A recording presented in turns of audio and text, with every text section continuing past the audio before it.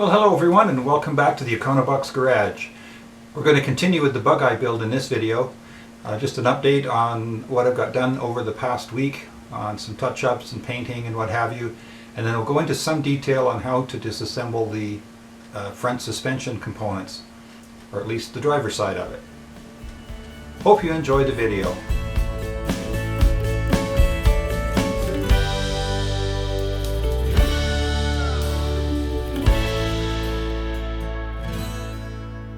Well, I spent a lot of the last week doing cleaning and a bit of painting. Here's the radius arms, the rear springs, and the brackets for the dampers and radius arms all painted up with the POR 15. And I finished painting the main part of the floor, both inside and outside. I picked up some new nuts and bolts for both sides here. I also cleaned up and painted the area over the differential. So that's got one coat of POR 15 on it, and then I'm going to wait until I get all the bodywork done along the back here before painting the boot floor. But generally very happy with how things have turned out. And I've also got the inside of the floor pans done as well, so we'll flip the car over and have a look at that. So the floors have also got two coats of POR 15, and you can see the other end of the new hardware here. These are 3/8 by 1 inch grade 8 UNF bolts here with the corresponding nuts. And then there's the other side there.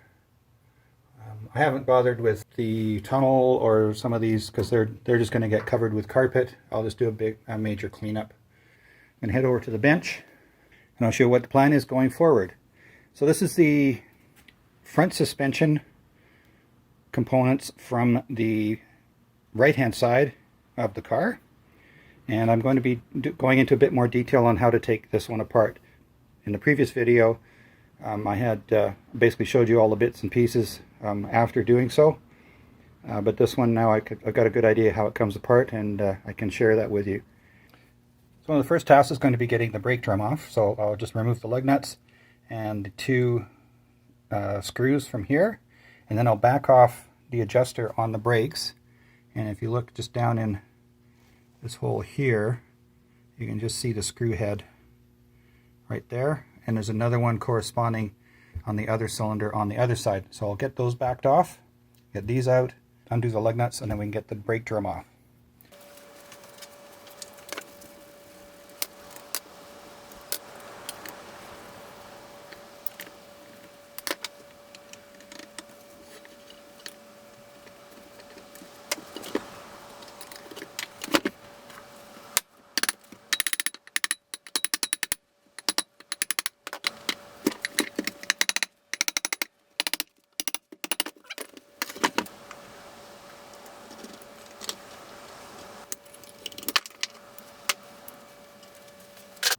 So I've popped the drum off and got the brake shoes off.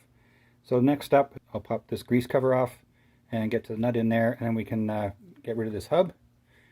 And then after that, we can access the bolts down in here to remove the backing plate.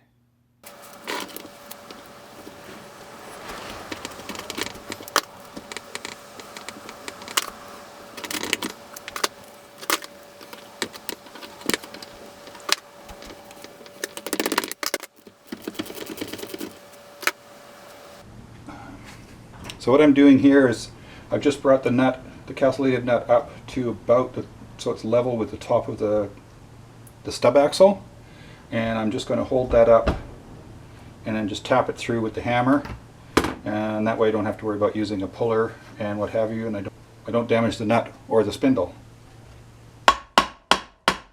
That's broken that loose. I'll just finish undoing that.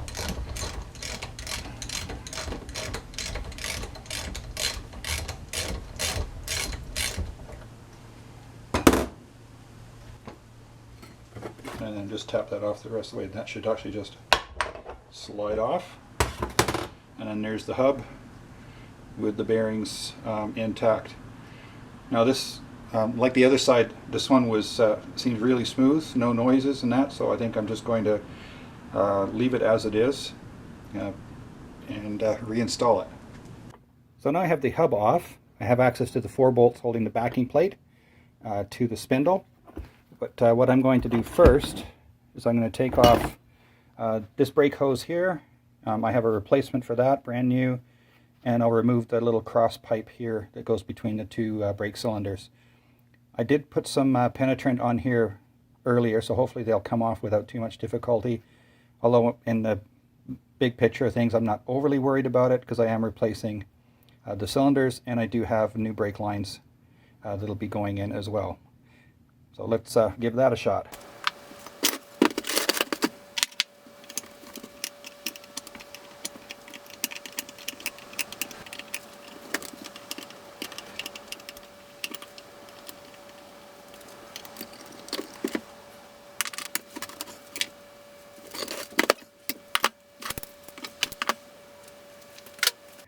You can see I've got that hard line taken off from between the 2 cylinders and the soft line.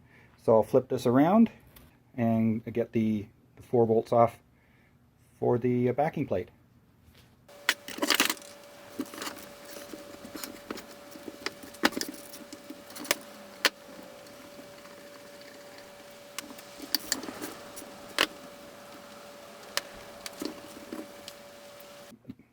Now the backing plate's off, I like to put the bolts back in their respective holes so it's a little easier to keep track. So those are the bolts that hold on the backing plate.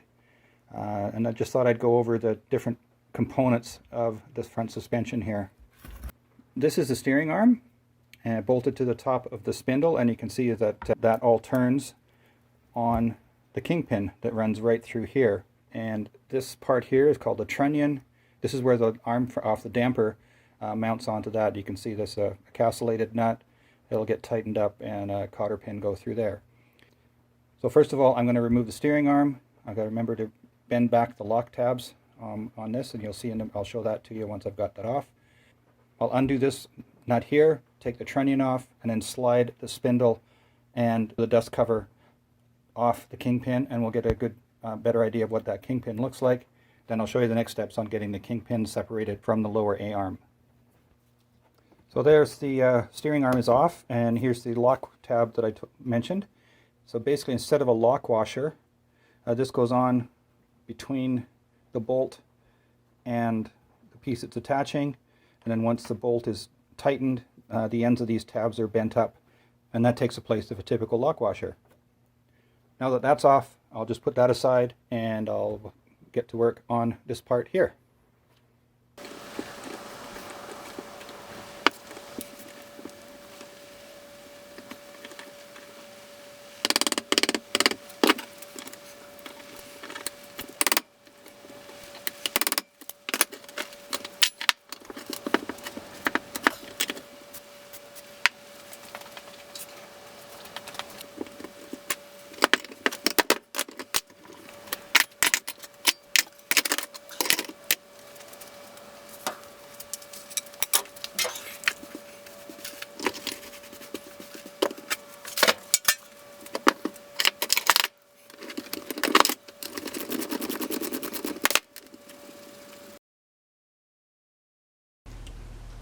Now that the trunnion's disconnected, I'm now going to be able to slide the spindle right off the Kingpin.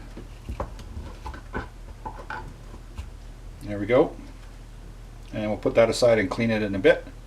That leaves us with the A-arm and the Kingpin, the last 2 pieces to come apart. Okay, now that we have the spindle off the Kingpin, the next thing to do is separate the Kingpin from the A-arm. The first thing to come off is this little piece here. There's actually a grease nipple screwed into a little plate. So I'll just grab a 1/2-inch wrench. I admit I did loosen this off a little bit earlier. So there we go, that comes out.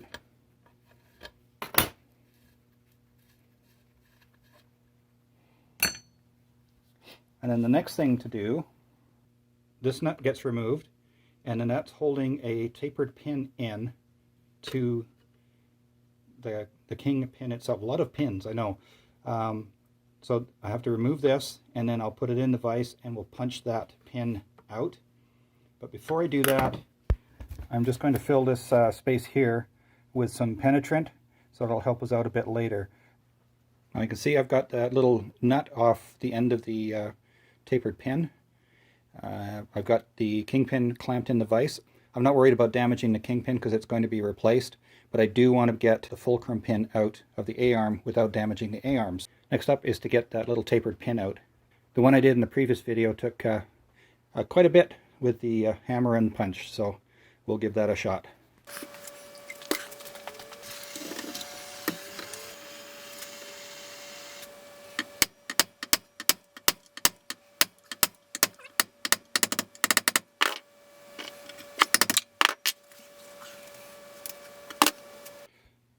Took a bit of heat, a little bit of force, but I got that pin out. But you can see the taper on there, and I can show you once I get these two apart. I can show you how that works.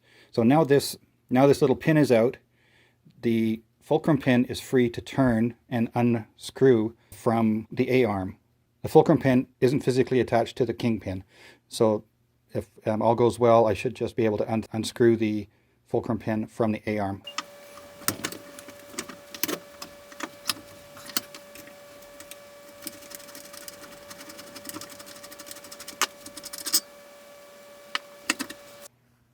So there we have the Kingpin, fulcrum pin, and the retaining pin all separated.